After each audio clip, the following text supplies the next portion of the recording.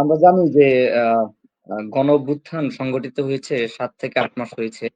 কিন্তু এই গণ-অভ্যুত্থানের পরবর্তীতে আমরা যে বাংলাদেশ পেয়েছিলাম, যে বাংলাদেশ আমরা এখন আ স্বাধীনভাবে কথা বলতে পারছি। তাছাড়া অনেক ধরনের আ পরিবর্তন এসেছে যাদের হাত ধরে তারা জুলাই আন্দোলনে যারা শহীদ হয়েছে এবং যারা আহত হয়েছে।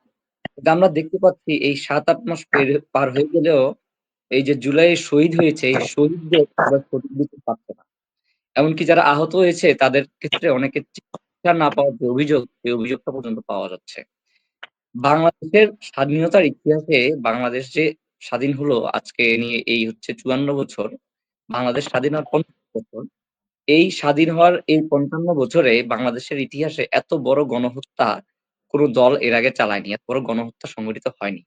এত বড় গণহত্যা আমরা কিভাবে মাত্র ৭ থেকে ৮ মাসের মধ্যে ভুলে যেতে পারি, এটা জাতির কাছে একটা প্রশ্ন। এটা একটা বিবেকের কাছে এবং এটা মানবতাবোধের একটা প্রশ্ন।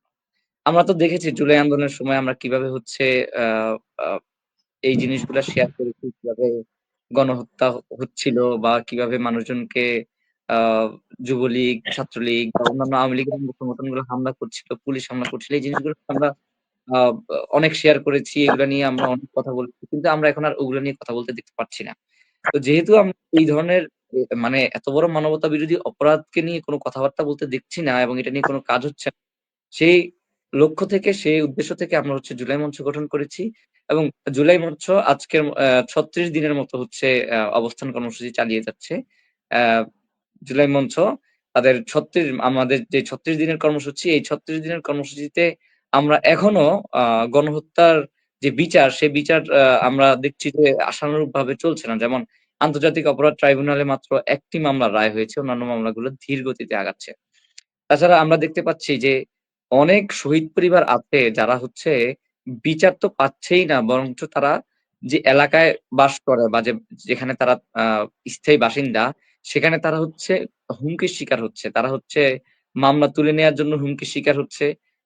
তাহলে এই যে পরাজিত শক্তি, এই পরাজিত শক্তি কিভাবে হুমকি দিতে পারে একটা শহীদ পরিবারকে যারা এখনো বিচারই পায় নাই, যাদের হাত ধরে একটা নতুন বাংলাদেশ আমরা পেয়েছি। এটাও একটা মানে প্রশ্ন রাখার দাবি। তো ওই জায়গা থেকে আসলে আমাদের এই জুলাই মঞ্চের আ আ লক্ষ্য এবং জুলাই মঞ্চের উদ্দেশ্য এই জায়গা থেকে হচ্ছে জুলাই মঞ্চ গঠন করা।